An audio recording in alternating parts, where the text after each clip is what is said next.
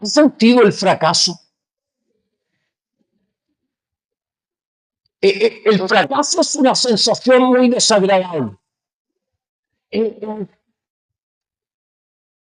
una intranquilidad, es una agonía, es una pena, es una impotencia. Y yo creo que cuando más nos golpea el fracaso es cuando somos responsables del fracaso. Porque una cosa es fracasar porque las circunstancias nos presionaron, nos obligaron, nos impulsaron, nos empujaron, cambiaron las circunstancias y fracasamos en algo. Pero cuando yo soy responsable del fracaso, no me diga, esa sensación de culpa que nos consume, esas noches en que nos devanamos, hermano, no existe otra palabra. Destruimos el cerebro pensando en lo que pasó, en por qué pasó, en que si hubiera sido diferente. Oiga, y no podemos conciliar el sueño, porque nuestra mente no para. Es como que estuviera separado de nuestra voluntad, hermano. Y piensa, es desesperante. El fracaso es algo desesperante, pero curiosamente es algo tan común en la vida humana. ¿Qué ser humano no ha fracasado en algo? Desde grandes hombres y personajes de la historia, hermano, hasta el más pequeño de nosotros ha experimentado el fracaso. El Papa Sixto IV le había dado el proyecto de pintar la Capilla Sixtina a Leonardo da Vinci, uno de los más grandes aportadores a la ciencia y al arte que ha habido en la historia de la humanidad. Pero se arrepintió. Sexto IV, el Papa se arrepiente y le quita el proyecto y se lo da a Miguel Ángel. Y la historia dice que la frustración de Da Vinci fue tremenda. Tremenda, se hundió. Pero no solo tuvo ese fracaso, Da Vinci estaba encomendado a hacer el monumento ecuestre más grande de la humanidad y solo alcanzó a hacer el modelo, el molde, y dejó todo botado porque no soportaba la sensación de fracaso.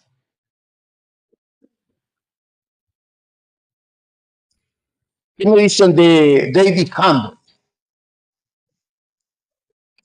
Tuvo que comenzar a trabajar a los 12 años de edad por necesidad. Fue obrero en la construcción, recogiendo en ese tiempo clavos, porque se recolectaban, no eran baratos ni fáciles de fabricar. Fue marino mercante, fue comerciante, intentó vender seguros, intentó hacer de todo y no lograba absolutamente nada. Y cuando por fin había logrado algo, un puesto de pollo fritos, en una estación de servicio puso un carro y comenzó a vender pollo frito, pero la Segunda Guerra Mundial comenzó a cerrar muchas bencineras porque no había combustible y entonces volvió a fracasar. Ahora quizás usted ni siquiera sepa quién es David Campbell, pero es una de las cadenas más grandes de ventas de pollo frito, Kentucky Fried Chicken. Juan, creo que sabes de esta historia. Kentucky Fried Chicken, yo diría que es una de las cadenas de comida rápida más grandes, incluso que McDonald's o Burger. Un hombre que había experimentado el fracaso una y otra vez, desde el comienzo de su vida. Walt Disney experimentó el fracaso. Su primer dibujo animado era un conejo que era hábil y que era sortudo, le iba bien en todo, pero le quitaron la licencia de su conejo, se la dejó otra compañía y tuvo mucho éxito y Disney sintió el fracaso hasta que por fin logró hacer su ratón Mickey y entonces volvió a repuntar. Probablemente algunos de los que estamos aquí esta mañana, en más de una oportunidad en nuestra vida, hemos experimentado el fracaso. Es probable que esta mañana en esta sala haya alguien que sienta que en su vida está viviendo una situación compleja de fracaso y además se siente responsable de ese fracaso. Por eso quisiera esta mañana pedirle por favor que abra su Biblia en el libro de Josué, capítulo 10.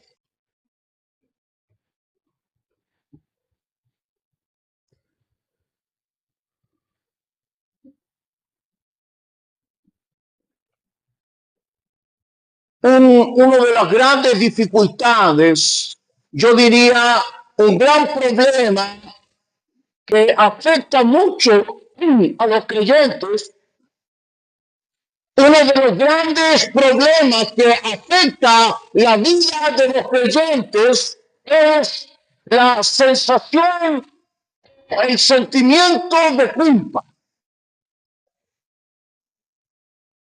Porque cuando tratamos de contrastar a un Dios santo, un Dios perfecto, un Dios bueno, un Dios bueno, con nuestra vida fracasada, entonces la culpa se vuelve más pesada aún. Una de las cosas que se ha generalizado en el lenguaje evangélico es la idea de que Dios sea vengativo. ¿Le ha pasado que cuando fracasa piensa, será Dios que me está poniendo un dedo encima? Algunos dicen un pie encima, hermano, un pie de Dios encima de nosotros, no sé qué puede significar.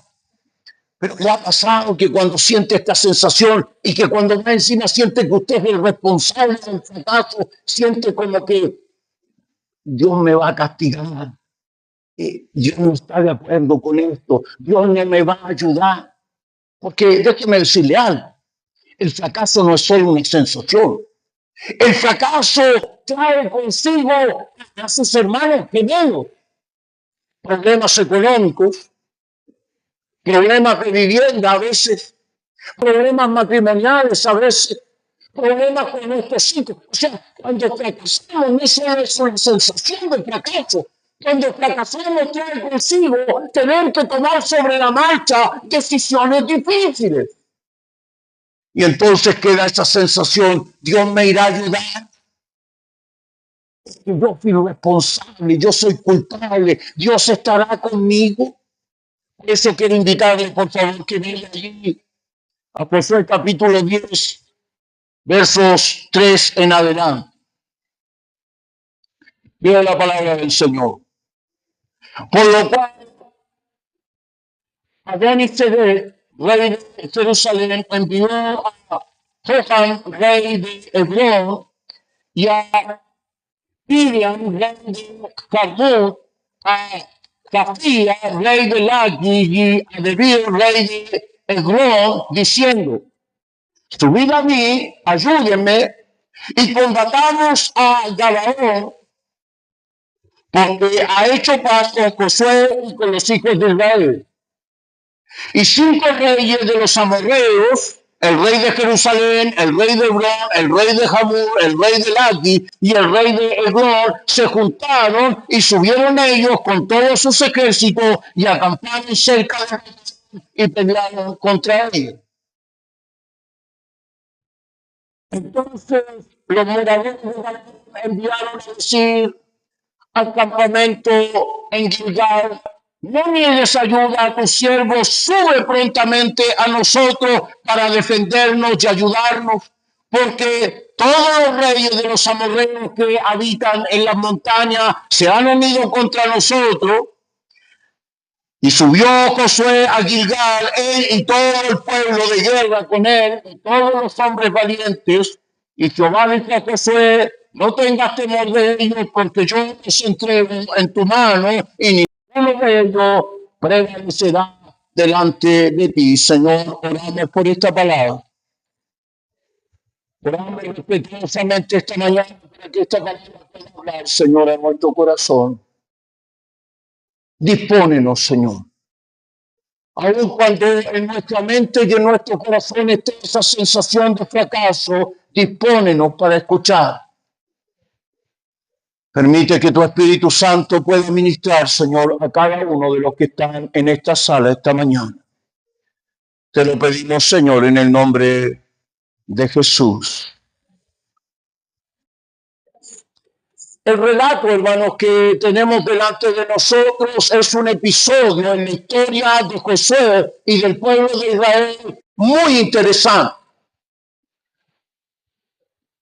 Habían entrado ya hacía algún tiempo a la tierra de Canaán. Ustedes saben, la Biblia habla de que Dios le había prometido una tierra especial al pueblo de Israel, que era la tierra de Canaán. La tierra de Canaán, que era Palestina, cierto, de ese entonces estaba habitada por pequeños estados con sus reyes, sus ciudades amuralladas, muchos, 52 estados para ser exactos, 52 pequeños estados estaban asentados en Palestina, y entonces Josué tenía que conquistarlos con el pueblo de Israel. Y ya Josué había entrado a Canaán, había entrado de manera muy estratégica justamente en la mitad del territorio entre el norte y el sur, donde estaban dos grandes ciudades amuralladas, que era la ciudad de Jericó y la ciudad de Jai. Josué los había vencido. La historia de la toma de Jericó y la toma de Jai había recorrido todo el vecindario de Palestina. Todos los reyes, todos los estados, todas las personas ya sabían que Jehová Dios estaba con Josué y que le había dado la victoria sobre la tierra de Jericó y de Canaán. Se metieron como una cuña en medio de toda la tierra de Palestina, y entonces ahora estaban en condiciones de seguir avanzando hacia el sur para dominar el lugar. Pero en la medida en que el ejército de Israel comenzó a avanzar junto con Josué, aparecieron los gabaonitas. Josué le dijeron: perdónanos la vida. Nosotros no somos de aquí, mire. Josué, nosotros vivimos lejos. Mire, cuando uno va al capítulo 9, desde el verso 9 en adelante, uno encuentra algunos detalles. Estos gabaonitas fueron astutos. ¿Sabe usted que llevaron pan, pero pan descompuesto? Y se pusieron unos zapatos rotos y unas ropas deshilachadas. Y le dijeron: Josué, nosotros venimos de tan lejos, mira nuestro pan, se ha podrido en el camino, imagínense. Mira nuestros zapatos, se rompieron tanto caminar, nosotros no somos de aquí. Porque si los gabaonitas decían que eran de ese lugar, entonces Josué tenía que exterminar, porque era la orden de Dios. Pero si decían que eran de afuera, entonces a Josué no le importaba. Y dice el relato en el capítulo 9 que Josué y sus príncipes, los de Israel, hicieron pacto con los de Gabaón y los tomaron como parte del pueblo. Pero una vez que pasó algunos días, se enteraron de que los gabaonitas eran habitantes del centro de la ciudad de Palestina, exactamente del lugar donde Josué e Israel había llegado. y se dieron cuenta que los habían engañado, que les habían mentido, y ahora para que José y todo Israel había hecho pacto con un pueblo que estaba prohibido por Dios hacer pacto. ¿Cuántas veces nos hemos involucrado en algunos pactos en nuestra vida, en algunos negocios, en algunas cosas, en algunas decisiones que nosotros sabemos que no va a ir bien? ¿Cuántas veces en nuestra vida, hermano? Y no lo digo desde la cátedra, no lo digo desde mi super santidad y desde mi super vida, al contrario, lo digo desde mi propia experiencia de vida. ¿Cuántas veces nosotros, los seres humanos, hemos tomado decisiones, hemos hecho alianzas, hemos hecho negocios, hemos hecho cosas, hemos tomado decisiones que sabemos que no son buenas? Y eso más tarde nos ha llevado al fracaso, y el fracaso nos ha llevado al dolor, y el dolor nos ha llevado a la aflicción, y nos ha llevado al sufrimiento, a la depresión, a la angustia. Ahora los veganos se sienten amenazados porque se ha formado una coalición de 5 reyes del sur de Palestina, los amorreos, los jebuseos y otros. Y estos 5 reyes han reunido su ejército para atacar a los de Gabaón, porque los de Gabaón han hecho pacto con Israel. ¿Y qué hacen los gabaonitas?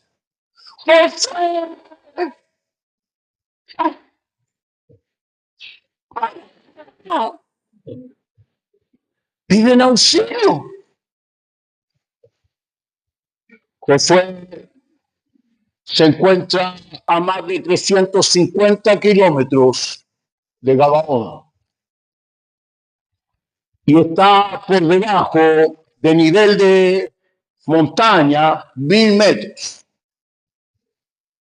Y cuando sabe que los gabaonitas le están pidiendo auxilio, entonces decide sacar a sus hombres de guerra e ir a ayudar a los de Gabaón, porque Josué había hecho pacto con él. Y dice que esa misma tarde tomó a su ejército y salió hacia Gabaón en marcha rápida, 350 kilómetros, con una pendiente de 1000 metros, es decir, lo más probable es que los soldados llegaron al amanecer, pero en un estado catastrófico, cansados, probablemente tremendamente agobiados. Pero dice que llegaron para ayudar a los de Gabaón porque habían hecho pacto en ellos. Definitivamente el relato es claro, Josué se equivocó. Los príncipes de Israel se equivocaron porque Jehová había dicho antes de entrar a la tierra de Canaán que estaba prohibido hacer alianza con los pueblos de esa tierra y que había que exterminarlos. Y ahora Josué y los israelitas han hecho pacto y ahora más encima están involucrados en una guerra. Me gusta esta palabra porque esta palabra yo diría que grafica muy bien nuestra sensación de fracaso. Porque la sensación de fracaso en un ser humano es como una guerra, pero como una guerra interna. ¿Le ha pasado cuando pensamos, hoy si yo lo hubiera hecho de esta manera? No, si yo hubiera hablado con esta otra persona. No, si yo, en vez de haber tomado esta decisión, hubiera, oiga, y nos conflictamos internamente cuando ya no hay una solución. Por eso esta mañana yo quisiera usar esta historia y este pasaje para reflexionar en algunos aspectos prácticos para nuestra vida.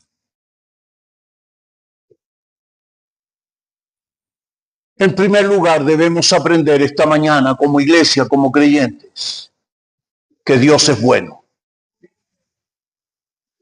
Hermano amado del Señor, usted necesita saber esta mañana que Dios es bueno, que Dios es misericordioso, que Dios no está preocupado en castigarlo, que Dios no está interesado en castigarlo, a Dios no le interesa nuestro sufrimiento. Dios quiere cosas buenas para sus hijos. Aleluya, a pesar de que Jesús se había equivocado, el Señor le dice, y Jehová dijo a Josué, no tengas temor de ellos, porque yo los he entregado en tu mano y ninguno de ellos prevalecerá contra ti. Necesitamos aprender esta mañana que a pesar de que hayamos experimentado el fracaso, que a pesar de que nos hayamos equivocado, que probablemente hemos tomado malas decisiones, pero Dios siempre estará en nuestro lado. Dios no está interesado en apuntarnos con el dedo. Dios es bueno. Aleluya. Gloria al nombre del Señor por eso. Me gusta el verso 8. 10:8. No tengan miedo. Si hay algo que se experimenta cuando uno está en fracaso, es miedo. Cuando uno está casado en un negocio, en una empresa, en un trabajo, le da tanto miedo mandar otro currículum, golpear otra puerta. ¿No han sentido esa sensación? Chuta. ¿Y si lo llamo de nuevo? ¿Y si me dicen que no? Ay, ¿cómo nos aplasta esa sensación, hermano? No, nos sentimos tan empequeñecidos cuando fracasamos. Algunos después del fracaso hemos tenido que recurrir a médicos, a hospitales, a tratamientos, hermanos, para poder salir, dependiendo de la dimensión del fracaso y la culpa que sintamos por él. Pero el Señor le dice a Josué, no tengas miedo. Hermano, hermana, esta mañana el Señor te dice, no temas. No temas, yo estoy contigo. Probablemente eres responsable de lo que ha pasado. Probablemente lo que estás viviendo es tremendamente doloroso. Pero el Señor te dice esta mañana, no temas. No temas, yo estoy contigo y nada, absolutamente nada, puede vencerte, porque yo entrego a tus enemigos debajo de tus pies. Aleluya. Gloria al nombre del Señor por eso. Lo segundo que quisiera destacar esta mañana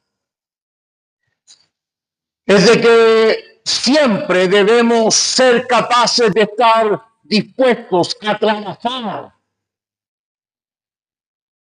para sobrepasar la dificultad. Bueno, es interesante esto, debemos aprender esta lección. A pesar de haber fracasado, a pesar de que hayamos experimentado momentos difíciles, a pesar de que nos sintamos a brazos cruzados, un creyente nunca debe dejar de luchar, de trabajar, de esforzarse para que Dios vea entonces nuestra disposición. Mira, hermano, lo que pasó con Josué y su ejército. Dice que ellos se pusieron en pie. Yo me imagino, hermano, al pobre Josué. ¿Eh? Trato de ponerme en sus zapatos. Cuando llegaron le dijeron, Josué, los de Gabaón necesitan nuestra ayuda. Hoy debe haber sentido unas ganas Josué de darse media vuelta y desaparecer. Claro, imagínese la sensación. Desobedecía a Dios. Hice alianzas con el pueblo que no me correspondía. Y ahora más encima tengo que llevar a toda mi gente para que muera. Porque yo pequé, yo hice lo que no debía haber hecho. ¡Ja! Tomé malas decisiones y ahora tengo que cerrar el negocio y entonces mi familia ahora no va a tener comida y tengo que mirar a mi esposa a la cara y decirle fracasé, me fue mal, lo que pasa es que gasté una plata que no debía, lo que pasa es que tomé una decisión que no debía, lo que pasa es que ahora tengo que cerrar el negocio. ¿Cuántas cosas están implicadas, hermano, en el fracaso? Pero dice que Josué se levantó y tomó a sus hombres de guerra. Y corrió 350 kilómetros, cuesta arriba en la montaña. Trabajó. Hermano amado en el Señor, levántate de nuevo. Levántate de nuevo. Sigue luchando por tu vida, sigue luchando por tu familia, sigue luchando para que pueda Dios ver tu esfuerzo, pueda ver que estás allí, que estás dispuesto a luchar, dispuesto a trabajar, levantarte otra vez. Y entonces dice que Dios le dijo a José, yo estaré contigo.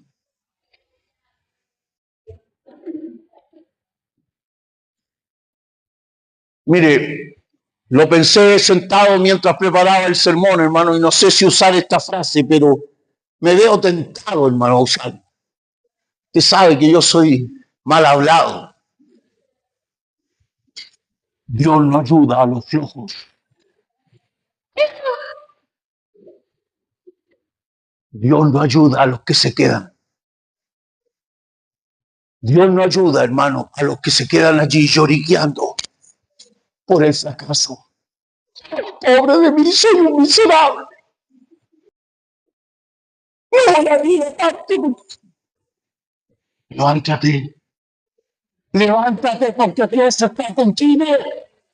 Levántate porque la batalla no es tuya, la lucha no es tuya, el problema no es tuyo. Tú eres un hijo, una hija de Dios y Dios va a pelear por tu vida. Dios va a solucionar el problema. Dios te va a sacar adelante. Dios va a darte la victoria porque Él aleluya. Dile al nombre del Señor. Alabado sea su glorioso y poderoso nombre. En tercer lugar, necesitamos aprender esta mañana que siempre estaremos expuestos al fracaso. Necesitamos aprender como seres humanos que siempre existe la posibilidad de fracasar. Siempre existe la posibilidad de que no tengamos éxito en lo que tratamos de hacer. Pero Dios nunca, escúcheme bien, Dios nunca dejará de hacer un milagro por ti. Dice el relato que cuando llegó Josué con sus hombres de guerra, empezaron a ocurrir truenos, relámpagos potentes. Y dice que le dio tanto temor a esta coalición, a estos soldados de estos 5 reyes, que dice que huyeron a un lugar que se llama Josor, que es una pequeña quebrada que hay en las montañas de Galaad, en Palestina. Al otro lado de esta pendiente, cierto, de estos riscos, de esta quebrada, hay un gran valle. Pero para pasar allí hay que subir la montaña, llegar a esa estrecha pasada, tan estrecha que en la parte más baja solo cabe un hombre. Imagínense cómo te ríe pisándose unos sobre otros para tratar de pasar, porque al estar al otro lado ya se puede correr a campo abierto y entonces hay menos posibilidades de morir. Dice que los ejércitos de esta coalición corrieron hasta ese lugar y pasaron por esa indica de la montaña hasta el otro lado tratando de salvar sus vidas, pero dice que cuando llegaron a la planicie del otro lado, entonces comenzaron a caer piedras del cielo, piedras. El texto dice granizo, pero en realidad la palabra hebrea usada aquí es piedras como granizo, es decir, caían de arriba del cielo. Y dice que las piedras caían sobre esta gente y esta gente murió. Y dice el relato que murieron más personas por los granizos, por las piedras, que las que los soldados de Israel habían muerto con su espada. Hermano en el Señor, probablemente mientras vivamos en este orden, en este sistema, en esta transitoriedad de la vida, tengamos que experimentar fracasos, dolores, angustias. Pero Dios nunca dejará de hacer milagros por nosotros. Dios nunca. Acabamos de tener una experiencia con la pastora Rosa que me inspiró, hermano, justamente en este sermón. Teníamos que pagar una deuda que gracias a Dios pudimos hacerlo, una deuda relativamente grande. Y la persona nos llamó y nos dijo que ponía todo en manos del abogado. Esto fue el día lunes. El miércoles nos llamaba el abogado y ya se había que resolver. Pero el abogado se enfermó. Y no se imagina usted lo que hizo en este país, tiró licencia. A mí también me dio risa cuando me dijeron. Y no licencia, hermano. Entonces todo quedó allí, los papeles quedaron allí y no se podía hacer nada. Nadie podía hacernos tocarnos porque los papeles los tenía el abogado. Entonces tenían que esperar nomás que el abogado se mejorara. Lo único que hizo la persona, el acreedor, me llamó y me dijo, bueno, ahora tienen más tiempo porque no sabemos cuándo se sane el abogado. Gloria a Dios. ¿Sabe usted cuánto oramos? No, es que yo estoy hablando de cosas de la vida. ¿Sabe usted cuánto oramos con mi esposa? Por un lado, Señor, que bueno, porque es difícil manejar un negocio, una empresa, hermano, como la que tiene nuestra pastora. No es fácil, hermano. Son más de 10 empleados, hay un movimiento allí complejo. Señor, mire, un día me levanté en la madrugada, hermano, me puse, y Señor, por favor, haz algo. Yo no sabía cómo. Señor, haz algo. No sé qué, pero por favor, haz algo. Mañana en la mañana, el miércoles, Señor, y yo qué voy a hacer. No tengo cómo solucionar en este momento. Necesito algunos días. Dame un chancecito, como dijo un amigo mío. Y me llaman.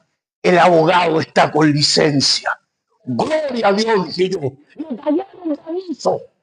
Me callaron el aviso del cielo, hermano. Dios había hecho un milagro a favor de nosotros. Probablemente se trata de otra cosa, hermano. Pero déjame decirte algo. Si tu problema es más grande que esto, yo te entiendo. Pero esta mañana la palabra del Señor te dice, Él va a hacer un milagro con tu vida. Va a hacer un milagro con tu vida. Él va a hacer un milagro de alguna manera, de alguna forma, no sé cómo. Pero Él es poderoso para hacerlo. Mire, quiero terminar mi sermón esta mañana recordándole aquel corito. Viejo el corito, hermano. Tan viejo como yo. Mire, y yo tirando la barriga, hermano. No. Que eso pasa con las mujeres de esta iglesia, ¿no? Mire, el corito dice, si empezamos a orar. ¿A dónde está mi hermana Erika? Mi hermana Erika debe saberse. Si empezamos a orar, este lugar tiembla. Si empezamos a orar, Elías oró y fuego cayó. Oró José. Vale. En este siglo, decir que el sol se detuvo sería aberrante, porque nosotros sabemos que el sol está quieto y que es la tierra la que gira alrededor del sol, sin lugar a duda. Eso no está en cuestionamiento, pero eso no lo sabía Josué, por mano, hace más de 3000 años cuando escribió el texto. Él no sabía eso. Él pensaba que era el sol el que daba vuelta y no la tierra. Por eso es tan natural que haya dicho que el sol se detuvo. Lo dice aquí, hermano. Vaya a su Biblia, por favor. 10 veces.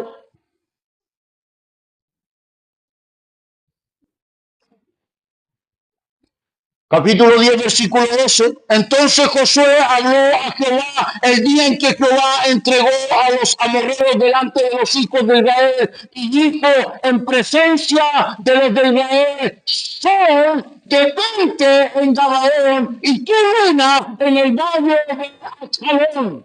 Y el sol se detuvo y la luna se paró hasta que la gente se hubo vengado de sus enemigos. No tengo tiempo esta mañana, hermanos, para explicar el fenómeno que ocurrió. Tampoco me interesa darle las 21.000 razones que existen científicamente de que en la historia de la humanidad hay un día más largo que el resto, que ya está controlado. Pero a mí no me interesa nada de eso. A mí lo que me interesa es que usted entienda esta mañana que aún las cosas más imposibles. ¿Oyó bien? Aún las cosas más imposibles, Dios puede hacerlo. Aleluya. Ahora las cosas más imposibles, Dios puede hacerla, Dios puede detener la relación de la tierra, si Él quiere, porque Él es poderoso.